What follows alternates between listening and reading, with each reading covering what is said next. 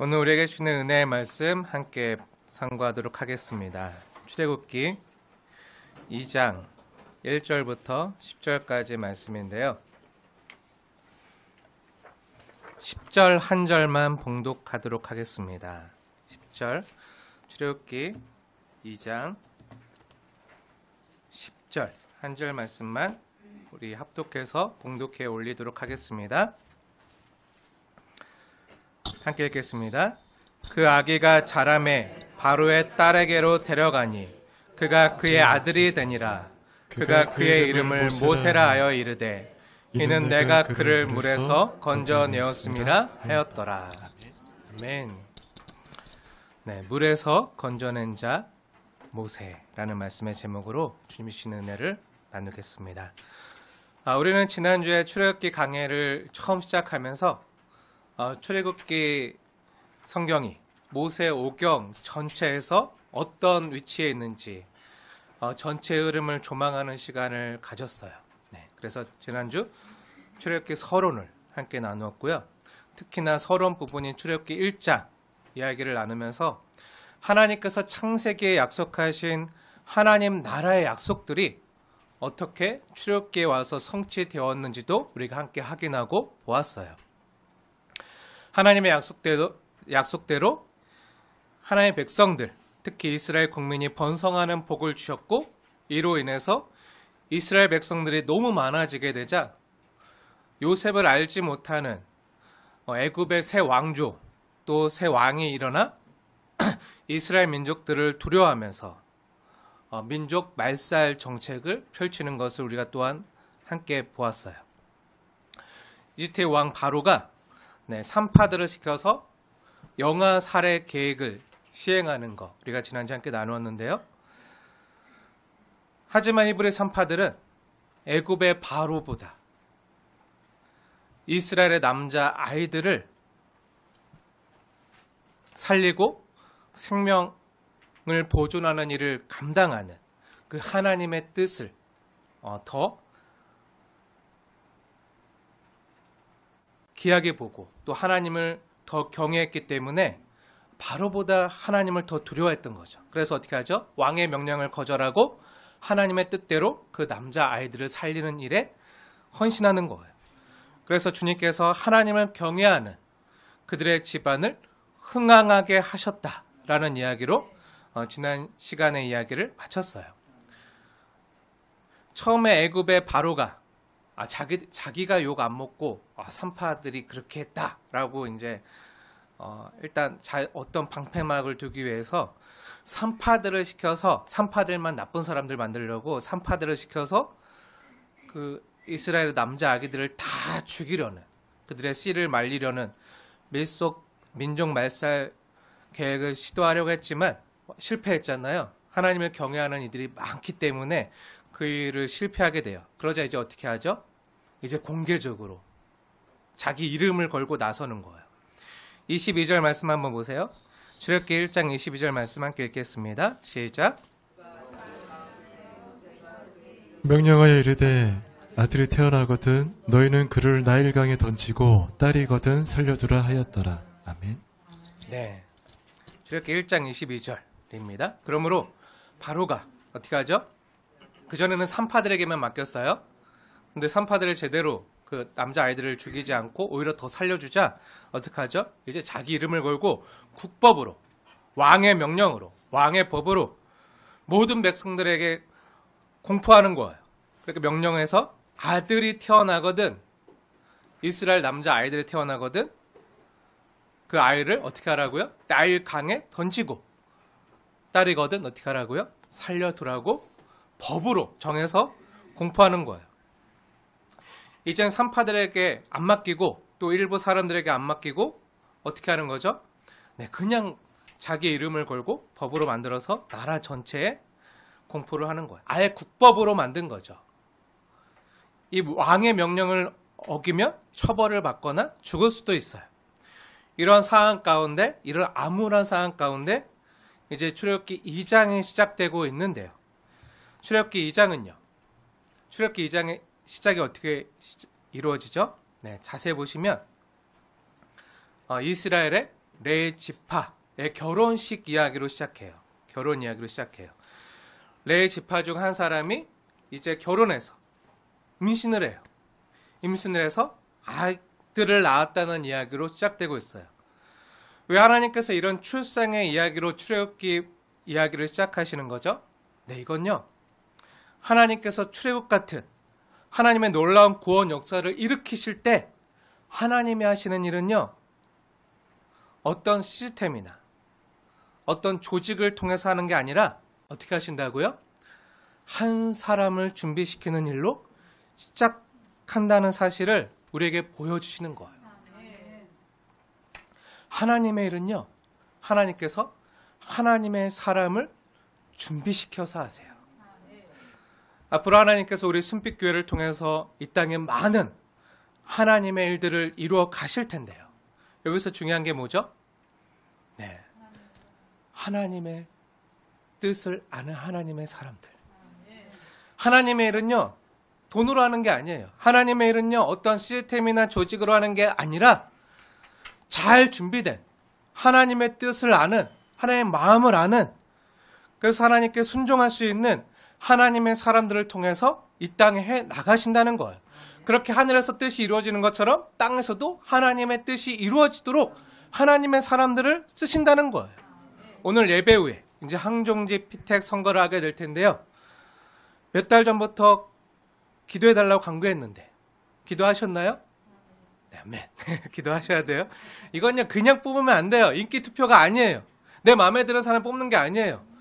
앞으로 주님 나라를 위해서 또 교회를 위해서 의를 위하여 고난받을 수 있는 사람, 복음을 위하여 애매히 핍박받을 수 있는 사람, 수고하며 섬길 하나님의 진실한 일꾼들을 세울 수 있게 해달라고 성령 하나님께서 우리에게 분별력을 주시고 또 그렇게 하나님께서 준비시키신 하나님의 사람들이 잘 선출될 수 있도록 여러분 정말 진지하게 하나님 앞에 기도하시고 진지하게 피택 선거에 임해야 돼요. 사랑하는 여러분, 하나님께서는요 하나님의 일을 감당할 때 하나님의 사람들을 준비시키셔서 그런 하나님의 일꾼들을 통해서 일하셨어요. 축복합니다. 오늘 피택 대상자가 되실 분들뿐만 아니라 오늘 예배에 참석한 여러분 모두요. 하나님의 일을 능히 감당할 수 있는 진실한 하나님의 사람이요 또 일꾼 되시기를 주님의 이름으로 축원을 드립니다. 다시 본문을 볼게요. 출애굽기 2장 1절 말씀인데요. 어느 한 레위 지파 부부가요 임신해서 아들을 낳았어요. 근데 그 아기가 너무 잘생겨서 그 부모는요 애굽 왕 바로의 명령에도 불구하고 그 국법이 있음에도 불구하고 그 법을 어기고 그 아기를 그냥 나일강에 버릴 수가 없어서 석 달 동안 잘 꽁꽁 숨겨놔요. 근데 그 아기의 이름이 뭐죠? 네, 모세예요. 모세. 근데 왜 모세가 된 거죠? 왜 모세가 됐죠? 네, 건져냈기 때문에. 건져낸 자? 그 이름을 모세라 하라. 10절 말씀 함께 읽겠습니다. 출애굽기 2장 10절 말씀 시작. 그 아기가 자라매 바로의 딸에게로 데려가니 그가 그의 아들이 되니라. 그가 그의 이름을 모세라 하여 이르되 이는 내가 그를 물에서 건져내었음이라 하였더라. 아멘. 네, 왜 모세가 된 거죠? 네, 물에서 건져낸 자 해서 모세가 되었어요. 모세의 이름의 뜻이요. 물에서 건져낸 자잖아요. 근데 이 모세의 이름이 상징하는 게 혹시 뭔지 아십니까? 우리는 물에서 건져낸 자. 그래서 모세라고 했구나. 이 정도까지는 알겠지만 이 의미를 정확히 아는데 잘 안 와닿을 수 있어요. 근데 이 말씀을 처음 들었던 이스라엘 백성들, 하나님의 백성들은요. 이 모세의 이름을 들었을 때 물에서 건져낸 자, 그 이름을 모세라 하라. 이 출애굽기 2장 말씀을 들었을 때 우리는 잘 생각이 안 나고 잘 와닿지 않아도 하나님의 백성들은요. 노아 홍수 심판 때 있었던 노아의 방주 이야기를요. 이스라엘 백성들은요. 다 떠올리고 있는 거예요. 근데 우리는 잘 몰라요. 왜죠? 히브리어를 모국어로 쓰지 않기 때문에. 이게 잘 와닿지 않아요. 근데 이스라엘 백성들은 자신들의 언어가 히브리어잖아요. 지금 이스라엘 백성들은요, 모세를 통해서 히브리어로 기록하여 들려주신 하나님의 말씀을 받고 있어요. 모세를 통해서 이미 창세기 말씀도 받았고요. 창세기 말씀 하나님이 들려주셨고, 또 이제 광야에서 출애굽기 말씀을 듣고 있잖아요.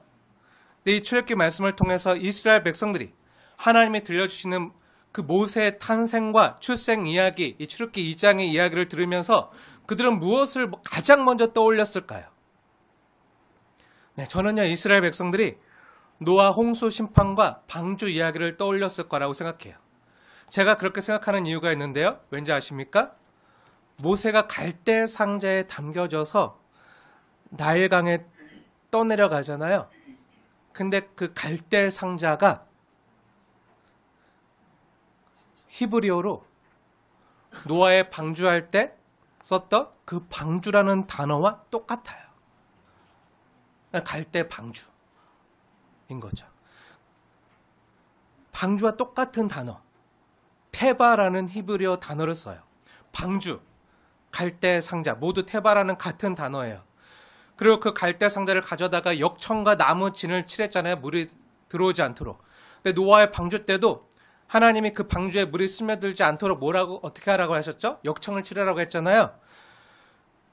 그래서 노아가 역청과 진을 칠했잖아요. 그래서 이스라엘 백성들이요, 그 갈대 상자에 담겨서 나일강에 버려지고 다시 이 갈대 상자를 물에서 건져낸,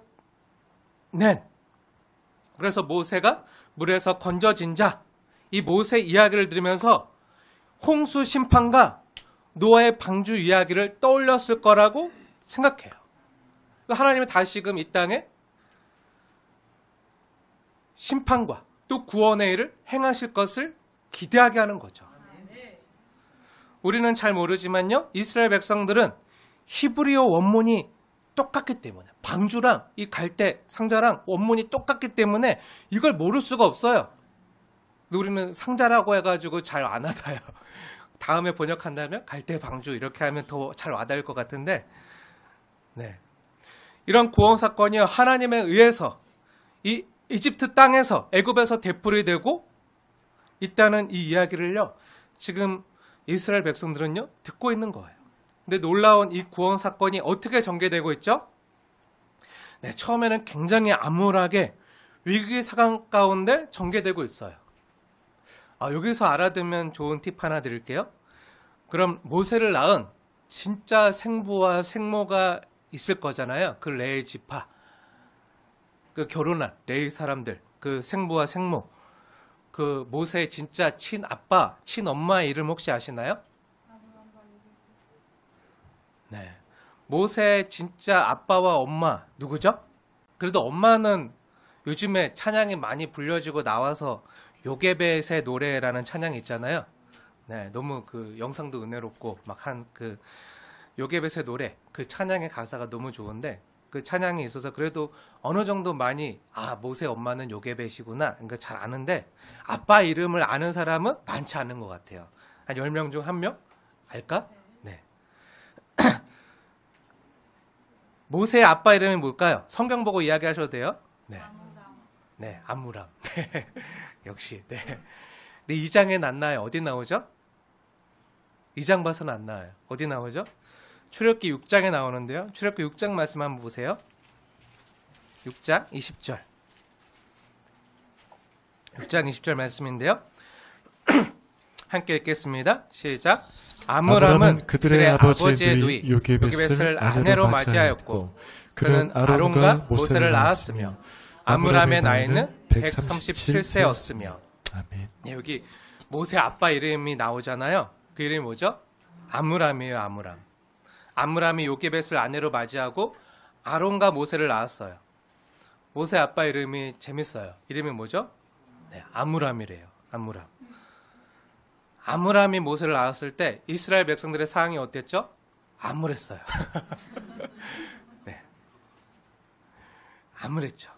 민족 말살 정책이 벌어지고 있던 암울함으로 가득 찬 그 절망적인 상황에서도 하나님은요, 암울함을 택하셔서 암울함을 이기게 하신 거예요. 네, 라임이에요, 라임. 네, 라임 뭔지 아시죠? 암울함이 암울함을 이기다. 네. 네, 여러분 잘 기억하라고 제가 이렇게 하는 거예요. 네. 나중에 볼 텐데, 하나님이 이 암울함을 칭찬하세요. 이 암울함을 칭찬하는 장면이요, 성경에 나와요. 이건 조금 이따가 확인하고요. 다시 본문을 볼게요. 출애굽기 2장인데요. 암울함이 모세를 낳았을 때 이스라엘 백성들에게는요, 정말 어둠의 그림자가 짙게 정말 암울하게 들이온 그때였어요. 그때 사랑스러운 아기를 낳았는데요. 암울함이 왕의 명령으로 이 아기를 나일강에 내다 버려야 되는데, 낳자마자 나일강에 내다 버리라는 건 그야말로 뭐죠? 낳자마자 수장시키라는 거 아니에요? 죽이라는 거 아니에요? 근데 그 끔찍하고도 암울한 그 상황 가운데 암울함은 어떡하죠? 하나님을 사랑했던 믿음의 사람들이었던 암울함과 요게벳은요, 그 아이를 나일강에 갖다 버릴 수가 없었어요. 암울함과 요게벳이 믿음의 사람이었다는 게 성경에 잘 나타나고 있는데, 출애굽기에는 잘 안 나타날 수 있어요. 근데 하나님이 나중에 인정하시는 그 말씀을 보면서 우리가 확인하게 되는데, 정말 하나님을 사랑하고 하나님을 경외했던 이 암울함과 요게벳은, 그래서 어떻게 하죠? 왕의 명령을 어기고 이 아기를 몰래 잘 숨겨서 키우기로 했어요. 근데 처음에는 아기가 너무 어려서 이제 잘 숨길 수 있었는데, 이제 석 달쯤 되자 이제 숨기는 게 불가능해졌어요. 왜죠? 울어요. 울어요. 말 안 들어요. 못 알아들어. 울어요. 배고파서 울고, 엄마 보고 싶다고 울고, 시했다고 울고, 응가했다고 울고. 아기는 말을 못하니까 뭐로 말하죠? 우는 거로만 말해요. 오직 울어대는 것으로 자기 의사표현을 다 하는 거예요. 자기의 의사표현은 우는 거 외에는 할 수 있는 게 없어요. 그런데 그 아기 울음소리가 계속 울려 퍼지잖아요. 아무리 숨겨도 계속 울려 퍼지니까 이제 더 이상 숨길 수가 없는 거예요. 발각됐다가는 그 이집트의 군사들이 와서 바로 그냥 나일강에 집어 던지면 그냥 죽잖아요. 그걸 차마 감당할 수가 없고 볼 수가 없어서 이제 더 이상 아기 울음소리를 숨길 수가 없어서 그동안 석 달 동안은 잘 숨겼지만, 이제 아기가 한 100일쯤 됐을 때 그 아기를 갈대 상자를 가져다가 그 물이 들어오지 않도록 역청과 진을 잘 칠해서 나일강에 띄우는 거예요. 아기를 떠나보내는 게 너무 아쉬워서 그 강물에 흘러가지 못하도록 어떻게 하죠? 나일강 갈대 사이에 두고, 갈대가 많이 이렇게 강변에 자라고 있잖아요. 그러니까 떠나보내는 게 너무 아쉬워서 애달픈 마음에 흘러가지 말라고 갈대 사이에 잘 두고 멀리서나마 지켜보는 거예요. 모세에게 누나가 있었어요. 나에게도 이제 동생이 생겼다. 남자 동생이 생겼다. 너무 기쁘고 그 모세를 너무 이뻐했던 그 모세의 누나가 있었는데, 그 누나 이름이 뭐죠? 네, 미리암이에요. 미리암. 근데 그 모세의 누나 미리암이요, 동상을 차마 떠나보낼 수가 없는 거예요. 동상을 그렇게 보낼 수가 없어서 어떻게 하죠? 미리암이 멀리서 이 갈대 상자를 지켜보고 있어요. 어떻게 되나 하고 지켜보고 있는 거예요. 떠나지 못하는 거예요. 동생을 떠나지 못하는 거예요. 그때였어요. 때마침 이집트의 공주인 바로의 딸이요, 목욕하러 나일강으로 시녀들과 함께 나왔다가 이 갈대 상자를 보고요, 시녀들을 보내서 가져오라고 명해요. 그리고 그 갈대 상자를 열어봤는데 너무나도 이쁘고 잘생긴 아기가 있는 거예요. 너무 잘생겼어요. 아름다운 아기였어요.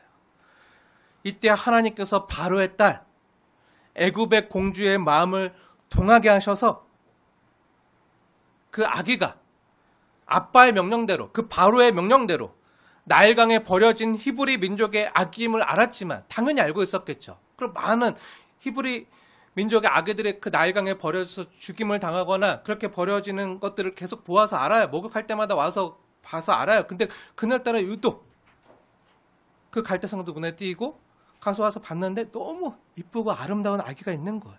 근데 하나님이 그 바로의 딸의 마음을 통하게 하셔서 그 아기를 불쌍히 여기는, 긍휼히 여기는 마음을 부어주신 거예요. 그래서 그를 불쌍히 여겨서 자신이 키우기로 했어요. 공주의 아들로 삼는 거죠.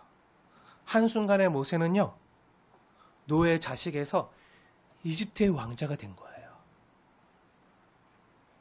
그때 때마침 멀리서 이 장면을 지켜보고 있던 한 사람이 있었는데 누구죠?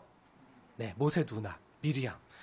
그 동생이 떠나가는 걸 볼 수 없어서 멀리서나마 지켜보고 있었잖아요. 그 모세 누나 미리암이 그 장면을 보고 용기 내서 이제 바로의 딸에게 다가와서 말하는 거예요. 공주님, 제가 공주님을 위해서 이 아기 너무 예쁘죠? 이 공주님을 위해서 제가 이 아기를 젖먹일 히브리 유모를 찾아볼게요. 하고 말하고요. 공주가 말해요. 그래? 그럼 제발 날 위해서 그렇게 해줄래?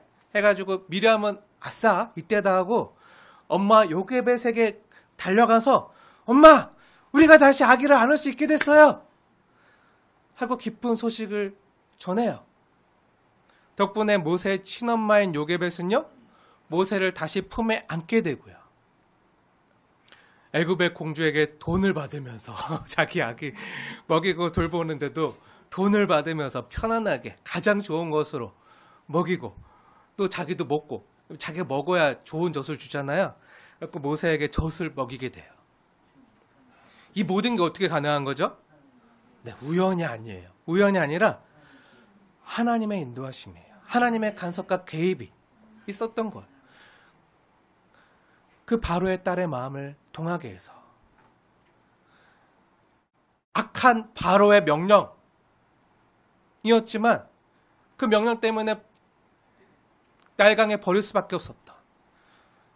그 모세. 하지만 하나님이 바로의 딸을 통해서 또 합력하여 선을 이루어 가시는 하나님의 놀라운 섭리로만 가능했던 거예요. 애굽의 바로가 자신의 제국의 안전을 위해서 자기 정권 유지를 위해서 언제든 위험 요소로 변할 수 있는 이스라엘 민족을 제거하려고 했던 그 방법은요. 그 간악하고 악랄한 그 방법은요. 오히려 어떻게 되죠? 오히려 역설적이게도 모세를 구하는 도구가 되고요.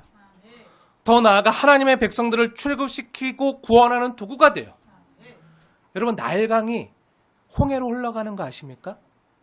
나일강이 쭉 아프리카 전체를 아프리카 그 대륙 있잖아요. 아프리카 대륙 세계에서 가장 긴 강 중에 하나이기도 한데 그 이집트에서 발원해서 쭉 아프리카 대륙 중간까지 쭉 흘러오는 엄청 긴 강인데 그 나일강의 일부가 홍해로 흘러가요. 일부가 쭉 한쪽으로는 쭉 내려오고 한쪽으로는 홍해로 흘러가는데 바로가 이스라엘의 모든 남자아이를 어디다 갖다 버려 죽이라고 했죠? 나일강에 버려 죽이라고 했잖아요. 근데 하나님께서 어떻게 하시죠? 그 버려 죽게 되는 그 아이를 살리셔서 그 아이를 통해 하나님의 백성들을 구원해내시고 그 아이를 다 바다에 빠뜨려 죽이라고 했던 그 강에 빠뜨려 죽이라고 했던 그 바로와 그 이집트의 군사들은 어떻게 되죠? 나중에 그 홍해에서 그 나일강에 흘러가는 그 물에서 오히려 자신들이 수장당해서 죽는 그 심판의 대상자가 되는 이 놀라운 섭리가요. 하나님의 역사를 통해서 이루어지는 거예요. 이스라엘의 구원을 위해서 세우시는 하나님의 사람은요. 원래 버려져서 죽어야만 하는 사람이었는데 놀랍게도 살아나고 구원을 받게 돼요. 바로의 딸에 의해서. 바로가 펼친 민족 말살과 영아살의 계획은요. 이스라엘의 반격에 의해서 그 노예들의 반란에 의해서 좌절되는 게 아니라 아이러니하게도 바로 자신의 딸이었던 애굽의 공주로 인해서 실패하게 되는 거예요. 모세는요 놀랍게도 애굽의 공주의 손에 의해서 건져지고요. 그 이집트의 왕궁에서 애굽의 궁정에서 최고의 교육을 받으면서 자라고 나중에 이스라엘의 구원자가 돼요. 어찌 보면 모세의 엄마였던 요게벳은요, 이 바로의 학살 정책으로 인해서 최고의 수혜자가 돼요. 아마 평상시 안정된 정치 상황이었다면요, 오히려 얻을 수 없었던 그 애굽 왕궁의 최고의 환경에서 자기 자식 모세를 품에 안고 자신의 아들에게 가장 좋은 것을 먹이고 입히면서 가장 최고의 교육을 시키게 되는 거예요. 당시 최강대국의 공주의 아들로 먹고 살 걱정 없이 자기 돈 안 내고 왕궁 교육을 시킬 수 있는 복을요, 지금 요게벳이 누리고 있는 거예요.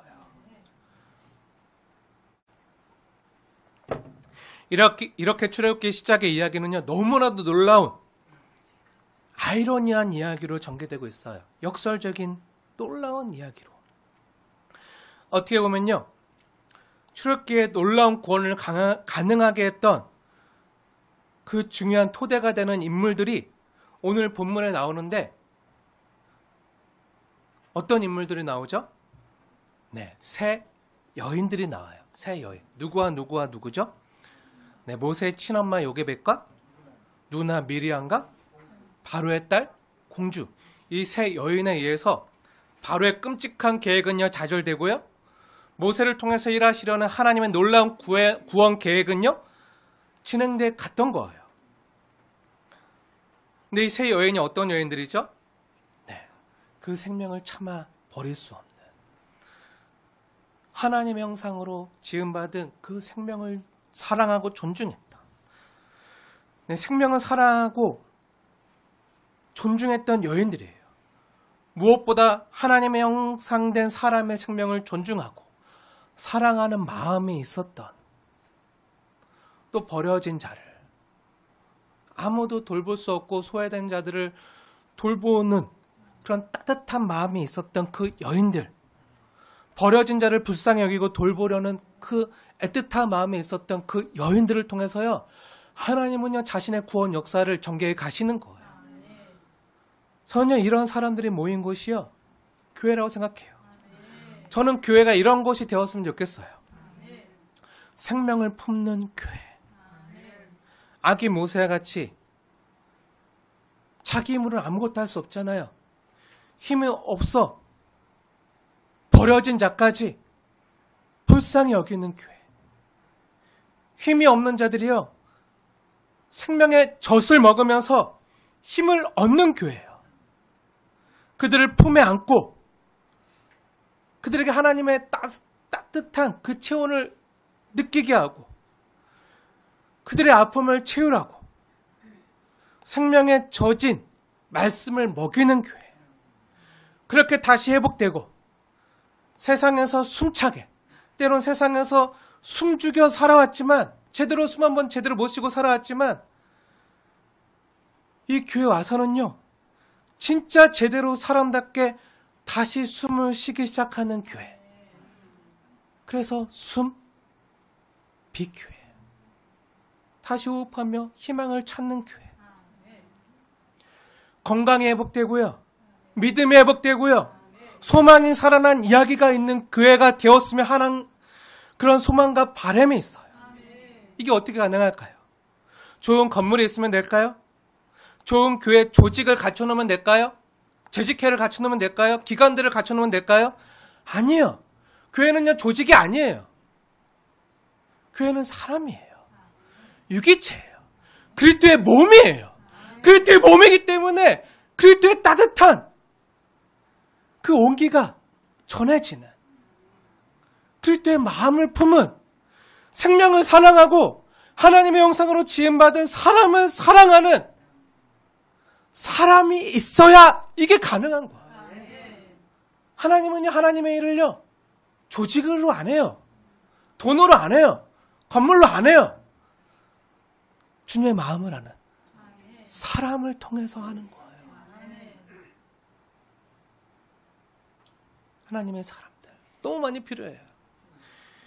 하나님의 뜻이 하늘에서 이루어지는 것처럼 땅에서도 이루어지려면요, 이 하나님의 마음을 아는, 정말 옆에 있는 사람을 정말 하나님의 형상으로 지음받은 존귀한 사람으로 볼 수 있는 그런 사람들이 필요해요.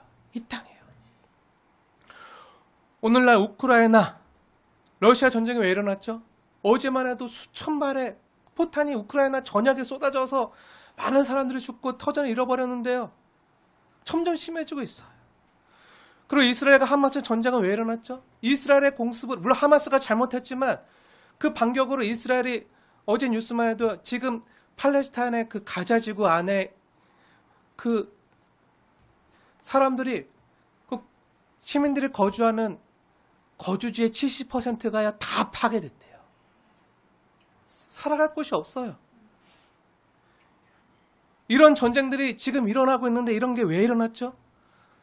내 생각과 다르고, 내 생각과 넌 달라. 내 인연과 달라. 내 민족이 아니야. 내 사람이 아니야. 자신의 생각과 다르고, 자신의 인연과 다르다고, 자신의 정권과 제국의 안위를 위해서 자신과 다른 민족이나 사람은 죽어도 된다고 생각하는 그 생각이에요. 하나님의 형상인 사람의 생명을 존중하지 않고 언제든지 내 자신의 이익과 체제를 위해서는 사람을 이용하거나 죽여도 된다고 생각하는 그 인간 소외가 가져온 비극이에요. 민족이 다르고 생각이 다르고 문화가 달라도 모두 하나님의 형상으로 지음받은 소중한 생명인 줄 알고 누군가의 아픔을 공감하고 그 아픔을 덜어주기 위해서 그들을 불쌍히 여기며 긍휼히 여기며 채울할 수 있는 하나님의 사람들이 있을 때 이 어둡고 얼어붙은 땅도요 소망이 움터오고 회복될 수 있는 거예요. 요즘 서울의 봄이 인기라고 하더라고요. 아직 안 봤는데 1000만이 넘었다고 하는데 서울의 봄뿐만 아니라 이 땅에 하나님 나라의 봄이요. 어떻게 가능할까요? 나와 다른 생각을 가지거나 나와 다른 이념을 가지고 있는 사람들을 제거하면 이루어지나요? 아니요. 그런 건 안 이루어져요. 그럼 어떻게 하면 이 땅에 하나님 나라의 봄이 찾아올까요? 그것을 예수님이 몸소 보여주셨잖아요. 이스라엘의 기득권을 가지고 있었던 권력자들이 대제사장과 사두개인과 바리새인과 율법학자와 유대 지도자들이 그 헤로당이 또 로마 자신의 정권 체제를 지키려고 했던 그 로마 총독과 그 로마 병사들이요. 예수 십자가에 못 박았잖아요. 죽였잖아요. 죽이면 끝날 줄 알았잖아요. 자신의 체제가 유지될 줄 알았잖아요. 근데 예수님께서 어떻게 하셨죠? 다 감당하시고 묵묵히 감당하시고 십자가에서 죽으셨어요. 십자가 상에 달리면서 어떻게 하셨죠? 하나님 아버지여 저들의 죄를 용서하시옵소서. 저들이 하는 것을 알지 못하나이다. 그리고 어떻게 하시죠? 죽으시잖아요. 근데 어떻게 하시죠? 다시 살아나셨어요. 승리하셨어요. 그 사망 권세를 깨뜨리시고 승리하셨어요. 승리하셨는데 승리하고 나서 어떻게 하시죠? 승리하고 나서 어떻게 하시죠? 다시 살아나시고 하늘 보좌로 오르시고 승천하시고 12군단도 더 되는 천군 천사를 동원해서 다 심판하시고 하시죠. 어떻게 하시죠? 용서하셨어요. 용서하시고 회개하고 돌아올 기회를 주시는 거예요. 지금 그때가요 은혜 때예요. 예수님의 방법으로만 진정한 하나님 나라의 봄이 올 수 있는 거예요. 예수님이 자신을 반역하는 사람들 다 죽이셨나요? 아니요. 용서하셨어요. 죽기까지 품어주셨어요. 자신을 버리고 배신하고 떠났던 제자들도 다 찾아가시고 품어주시고 따뜻한 조반을 지어주시고 난 너 사랑하는데 너 나 사랑하니? 다시 회복할 수 있도록 기회를 주시고 그렇게 하나님께서 이 땅 하나님 나라의 봄을 허락하신 거예요. 사랑하는 여러분, 우리 순빛교회가 그런 교회가 되었으면 좋겠어요. 내 생각과 다르다고, 내 인연과 다르다고, 서로 반목하거나 분열하는 교회가 아니라 다를 수도 있구나. 그럴 수도 있네. 내 생각만 내 계획만 옳은 게 아니라 하나님 나라를 위해서 주의 몸된 교회를 위해서 그 생각이 더 좋을 수도 있네. 맞네. 그것도 좋은 방법이지 하면서 이렇게 서로를 용납하고 나와 다른 생각과 나와 다른 주장을 하는 사람이 있어도요. 이분도 정말 하나님이 세우신 귀한 하나님의 형상이고 이 형제의 모습 속에 보이는 하나님의 형상 또 하나님의 놀라운 계획과 뜻을 보고 내가 깨닫지 못했는데 알게 해주는구나 하면서 서로 존중하며 서로 섬기며 갈 수 있는 교회 그런 교회가 되었으면 좋겠어요. 정말 내 옆에 있는 지극히 작은 소자를 옆에 있는 지체를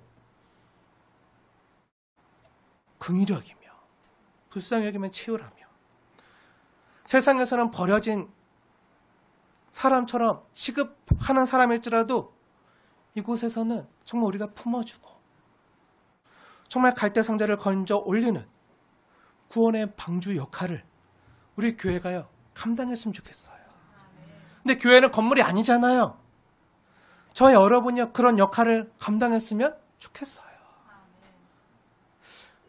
마지막으로 한 가지만 더 오늘 본문에서 하나님께서 말씀하시는 매우 중요한 내용을 살펴보려고 하는데요. 아까 모세의 아빠와 엄마가 누구라고 했었죠? 그 이름 기억나시나요? 잊을 수가 없죠. 그 아무람 상황 가운데 하나님이 택하셨던 아므람. 아므람과 요게벳이잖아요. 하나님께서 그 아므람과 요게벳을요 극찬하고 계시다는 걸 아십니까?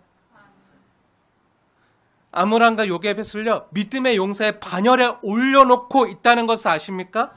하나님이 어디서 그렇게 하시죠? 우리가 너무 잘 알고 있는 믿음장이라고 일컬어지는 히브리서 11장에서 하나님이 아므람과 요게벳을 극찬하고 계세요. 정말 그런 거 우리 함께 찾아서 볼게요. 히브리서 11장 몇 절 말씀이죠? 23절 말씀인데요. 많은 사람들이 히브리서 믿음의 장에서 아브람, 에녹, 이삭, 야곱, 요셉 이런 사람들을 기억해도요. 모세는 기억해도요. 다윗은 기억해도요. 아므람과 요게벳? 모세의 부모를 기억하는 사람은 없는데 하나님은 기억하세요. 히브리서 11장 23절 말씀인데요. 이 말씀을 보면 하나님께서 그 수천 년의 역사 중에 몇 명 없었던 믿음의 용사를 소개하잖아요. 몇 명 안 돼요? 그 수많은 하나님의 사람들 중에 단 몇몇만 소개하고 있는데 그 중에 당당히 그 믿음의 용사의 반열에 모세의 부모를 소개하고 있어요. 그럼 무엇을 칭찬하는지 우리 23절 말씀 함께 읽겠습니다. 시작. 믿음으로 모세가 낳았을 때 그 부모가 아름다운 아이임을 보고 석 달 동안 숨겨 왕의 명령을 무서워하지 아니하였으며. 아멘. 아멘. 여기서 하나님이 누굴 칭찬하고 계시죠? 모세 부모를 칭찬하시잖아요. 그 믿음의 용사의 반열에 올려놓는 극찬을 하고 계시는데 여기서 주어가 누구죠? 모세 부모가 주어잖아요. 그 부모가 믿음으로 모세가 낳았을 때 그 부모가 하면서 시작하고 있잖아요. 그럼 하나님이 무엇을 칭찬하시는 거죠? 그 부모가 아기를 볼 때, 모세를 볼 때 이 아이가 아름다운 아이임을 보고 왕의 명령을 무서워하지 아니하고 목숨 걸고 숨겨둔 것을 칭찬하시는 거예요. 이게 하나님이 칭찬하시는 믿음의 행동과 내용이라는 거예요. 그럼 하나님이 아므람과 요게벳에 무엇을 칭찬하신다고요? 믿음으로 그 부모가 자신의 아이가 아름다운 아이임을 알아본 것을 칭찬하셨다고요. 믿음의 용사들이 열거되는 믿음의 장에서 믿음으로 부모가 하면서 하나님께 칭찬받는 장면이 나오고 있는데요. 여기서요, 우리는요, 하나님이 칭찬하시는 부모, 우리는 하나님이 기뻐하시는 부모가 되는 것, 성경적인 부모가 되는 게 뭔지 이 하나님의 말씀을 통해서 깨달을 수 있어야 돼요. 그게 뭐죠? 믿음으로 자신의 아이를요, 아름답게 보는 거예요. 하나님은 이것을요, 그 뒤에 모세가 이스라엘을 구원한 내용이 나오잖아요. 그것과 동일하게 보신다고요. 민족을 구원하고 막 진짜 지도자가 되고 그런 것도 귀하지만 그거가 동일하게 가장 귀한 걸요. 믿음의 부모가 되는 거. 믿음의 부모가 되는 거. 믿음으로 그 부모가. 이것을 동급으로 보신다고요. 하나님, 제가 이 나이 들어서 할 게 없어요. 나는 돈도 많이 쌓아두지 못했고, 내가 어떤 명예도 얻지 못했고, 권력도 얻지 못했고, 뭐 남한테 뭔가 드러낼 게 없지만요, 할 수 있는 게 없어요. 아니요, 있어요. 하나님 맡기신 그 자녀를 믿음으로 아름답게 보는 거. 그거를요, 민족을 구원하고 정 많은 사람을 구원한 것과 동급으로 하나님이 그것을 보시고 칭찬하신다고요. 그럼 여기서 우리가 하나님께서 믿음으로 그 부모가 할 때 하나님이 그 부모를 용서의 반열로 끌어올리시는 칭찬을 할 때 어떤 의미로 칭찬하셨는지 좀 더 깊이 상고해 볼게요.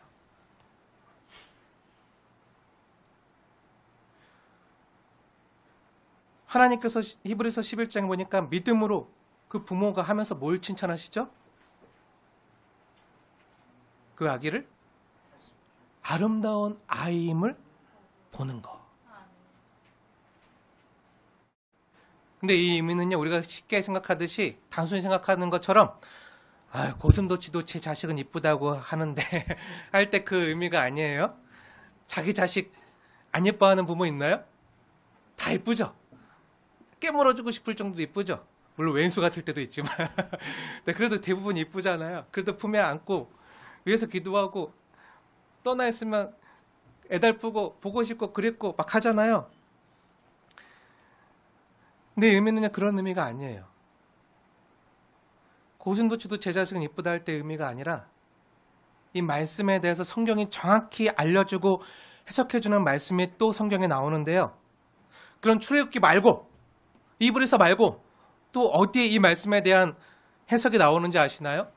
성령 하나님께서 직접 해석해주는 말씀이 있는데요. 어디서 그렇게 나오는지 아시나요? 네, 사도행전에 나와요. 사도행전. 그럼 중요하기 때문에 사도행전 말씀을 찾아서 함께 보겠습니다. 사도행전 7장 20절 말씀인데요. 너무 중요하기 때문에 함께 찾아서 볼게요. 사도행전 7장 20절 말씀. 스데반의 새벽 가운데 성령 하나님께서 우리에게 말씀해 주시는 장면인데요. 20절 말씀 함께 읽겠습니다. 시작. 그때 모세가 났는데 하나님 보시기에 아름다운지라 그의 아버지의 집에서 석 달 동안 길리더니. 네, 지금 이 얘기하고 있잖아요. 출애굽기에 나오는 얘기, 그리고 히브리서 나온 얘기를 지금 성령 하나님께서 스데반의 입술을 통해서 정확하게 해석해주고 계신데요. 이 스데반의 새벽 가운데 모세 이야기가 나와요. 그래서 스데반은요, 출애굽기 2장 2절에 기록된 레의 여자가 임신하여 아들을 낳으니 그가 잘생긴 것을 보고 석 달 동안 그를 숨겼으나 라고 사용하는 그 본문을 가지고 와서 지금 성령의 영감을 받아서 말하고 있는 거예요. 근데 스데반은요, 잘생겼다고 하지 않고 출애굽기 말씀 그대로 쓰고 있지 않고요. 어떻게 얘기해요? 이야기를 다시 기록해 주시면서 이런 표현을 사용했을까요? 그 잘생겼다는 그 뜻의 해석이에요. 하나님이 직접 해석해 주는 건데요. 그럼 여기서 하나님 보시기에 아름다운지라 라는 뜻이 무엇일까요? 여기 사도행전에 스데반이 사용한 하나님 보시기에 아름다운이란 말을요, 그 원문을 봐야겠죠. 헬라어 원문 성경을 보면요, 아스테이오스 토 데오라고 쓰여 있는데요. 직역하면요, 우리말로 쉽게 직역하면요, 하나님 앞에서 아름다운, 하나님 앞에서 아름다운 뜻이에요. 이것은 다시 말해서 믿음으로 그 부모가 자신의 아기가 하나님 앞에서 은혜와 호의를 입고 하나님이 돌보시는 아이인 줄 알았다는 거예요. 하나님과 관계된 아이인 줄 알았다는 거예요. 근데 그 당시에 그 모세는요, 그 아기, 모세 100일밖에 안 됐잖아요. 석 달밖에 안 됐잖아요. 근데 그 아기가 어떤 상황이죠? 100일이면요, 목도 못 가네요. 목도 제대로 못 감고 뒤집기도 제대로 못하는 그때, 목도 제대로 가눌 수 없어서 혼자서는 생명을 부지하기도 힘든 그 험악한 환경 가운데서도 불구하고요, 그리고 지금 나일강에 떠나보내야 되는 상황이었잖아요. 그런데 불구하고 하나님이 책임져 주실 거야. 이 아이는 하나님의 은혜와 호의를 입은 아이야. 하나님의 은혜와 호의를 입어서 하나님께서 그를 돌봐주실 거야. 내 품에서 떠나보낼지라도 하나님이 책임져 주시고 돌봐주실 거야. 하나님이 책임져 주실 거야. 이런 믿음이요, 그 부모에게 있었다는 거예요.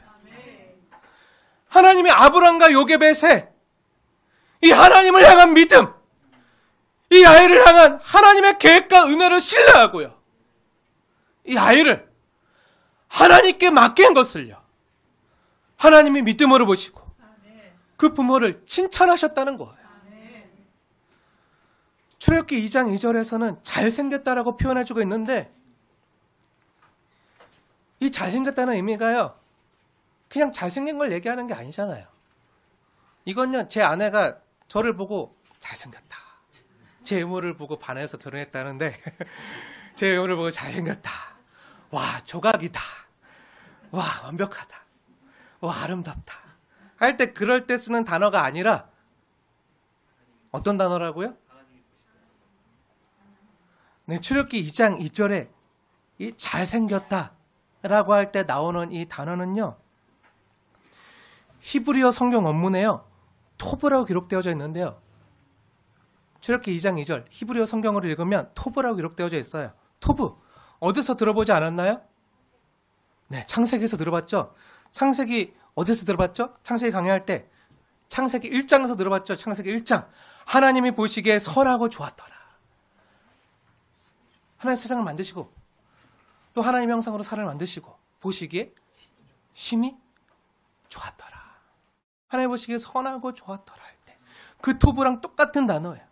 그러니까 이 토브는요, 그냥 여러분이 누군가를 보고 아 잘생겼다, 와 멋지다, 와 이쁘다 할 때 그 미학적인 개념이 아니라, 세상적인 미의 개념이 아니라, 성경에서 말하는 토브는요 완전 달라요. 성경에서 말하는 토브는요, 잘생겼다, 아름답다 할 때 이 단어는요, 이 개념은요, 관계적인 아름다움을 말할 때 사용하는 용어예요. 관계. 누구와의 관계요? 하나님과의 관계. 하나님 앞에서 아름다운, 하나님의 관계가 아름다운. 아무리 이쁘고 잘나고 몸매가 좋아도요, 하나님과 관계없이 세상에서 이쁘다, 잘생겼다, 아무 소용없다고요. 세상에서 잘나고 성공하는 거 아무 소용없다고요. 하나님과의 관계가 제일 중요하다고요. 하나님 앞에서 아름다워. 하나님과의 관계가 아름답다 할 때 쓰는 단어가 토브예요. 성경 시편 133편 1절에 나오는 보라 형제가 연합하여 동감이 어찌 그리 선하고 아름다운가 할 때 나오는 단어도요, 토브예요. 어찌 그리 선하고 아름다운가 할 때 토브라는 단어를 써요. 성경에서는 한결같이 잘생겼다, 아름답다 이 단어를요, 도덕적인 개념으로 안 써요. 선하다는 것은요, 도덕적인 개념이 아니고요, 아름답다고 할 때도요, 세상적인 미의 개념이 아니고 하나님과의 관계, 사람과 사람과의 관계가 아름다울 때 쓰는 용어가 바로 토브, 아름답다. 하나님이 아므람과 요게벳을 보실 때 그 부모가 이 자녀가 하나님 앞에서 그러한 자녀임을 보고 하나님과의 관계가 아름다운 자녀임을 믿고 하나님을 신뢰하고 그렇게 하나님께 맡겨드릴 때 그것을 하나님이 칭찬하셨다는 거예요. 사랑하는 여러분, 그렇다면 하나님께서 믿음의 장인 히브리서 11장에서 모세의 부모인 아브람과 요게벳을 믿음의 용사의 반열로 올려놓으신 이유 뭔지 아시겠죠? 이 모세의 부모에게는 하나님이 이 아이를 돌보신다는 믿음이 있었다는 거예요. 하나님 돌보실 것이다. 자신들의 이 암울한 현실 가운데서도, 그래서 정말 떠나보낼 수 없는 눈물 나는 현실이고 힘든 상황이지만, 그러면 하나님이 이 아이를 책임져 주실 것이다, 이 아이를 돌보실 것이다, 그런 믿음이 있었던 거예요.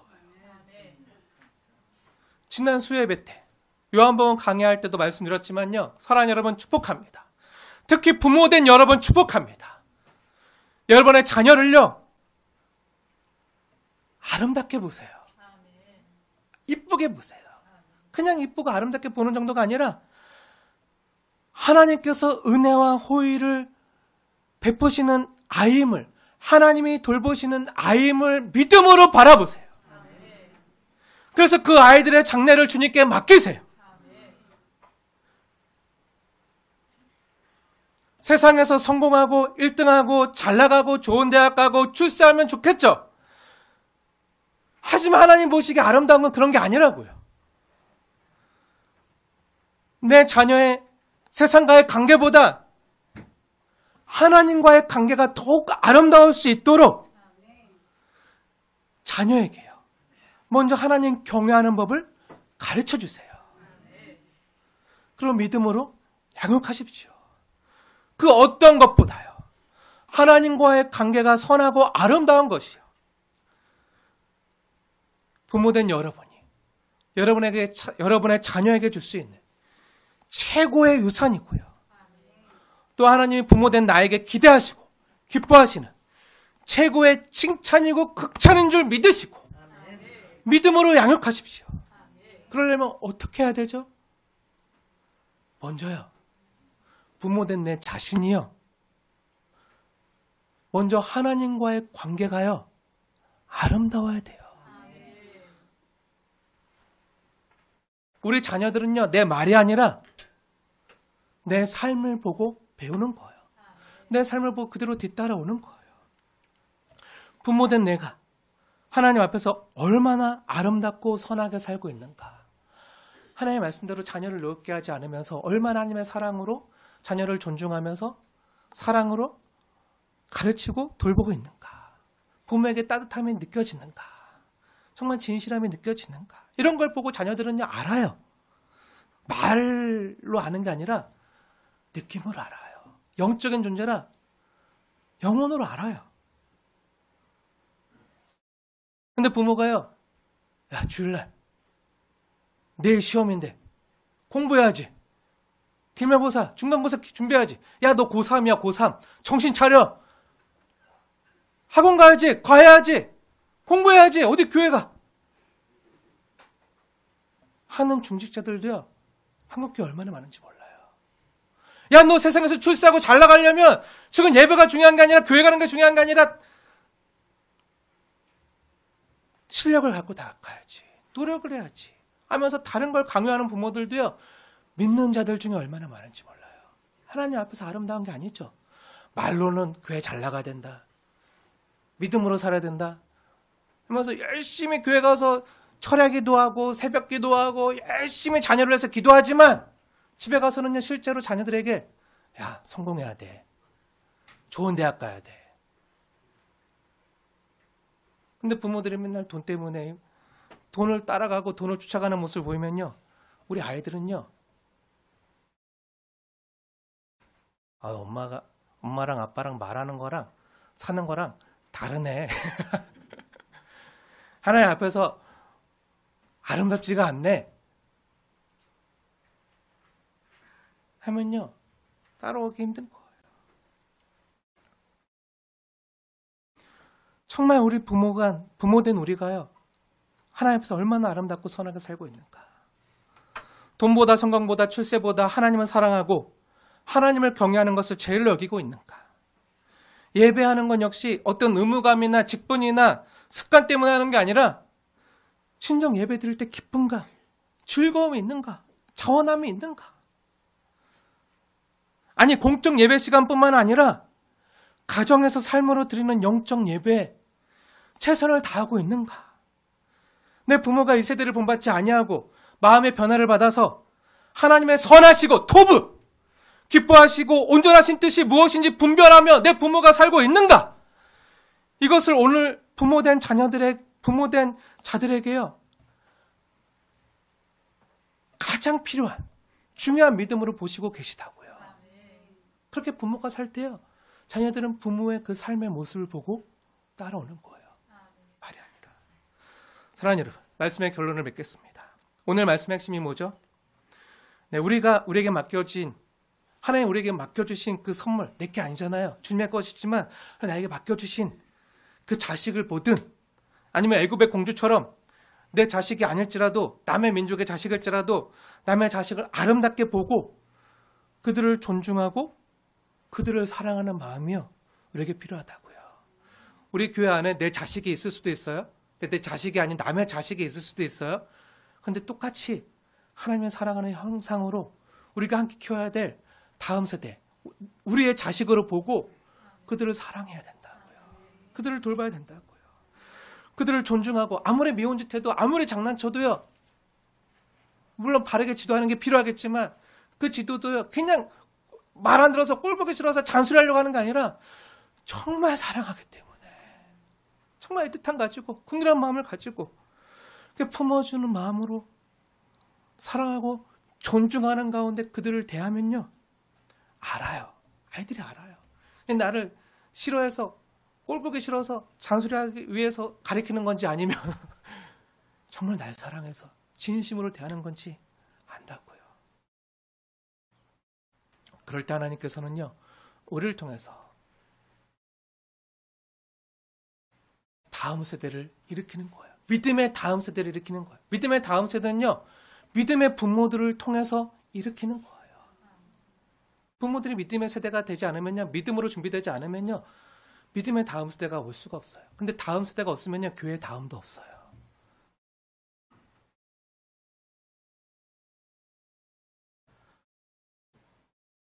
사랑하는 여러분, 기대하세요. 그리고 믿으세요. 아무것도 못할 것 같잖아요. 지금 이렇게 살아서 어떡하나, 그렇게 보이잖아요. 아니요. 하나님 앞에서 아름답게 보세요. 하나님 앞에서 아름답게.